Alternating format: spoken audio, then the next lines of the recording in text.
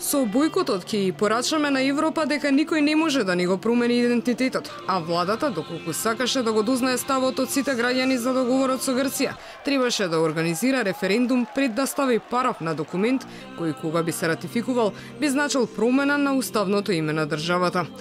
Вакви пораки упатија стотици граѓани кои беа дел од прославата организирана од координативното тело против референдумот и граѓанското движење Бојкотирам. Ние страдаме од надвор, од чадорот, така го нарекоа чадорот, и тие големите сили како ќе наредат, така ќе биде.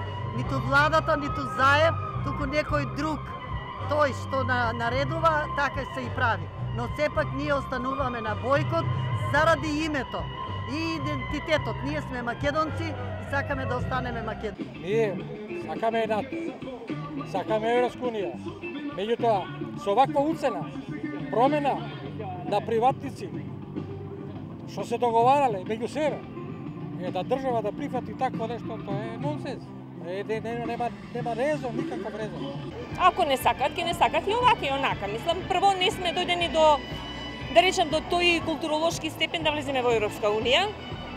НАТО може, меѓутоа не знам што бенефит НАТО ќе ни донесе. Искрено, ја нешто ни поддржуваше и за тој влез. Меѓутоа не сум ништо ни против. Меѓутоа знаме ова името, менување никако. Граѓани со пароли в рака, едно име имаме, Бојкотирам, Северна никогаш, Македонија за секогаш и развиорени македонски знамиња се собраа во градскиот парк, а потоа со протестен марш се упатија до законодавниот дом, каде ја продолжија прославата.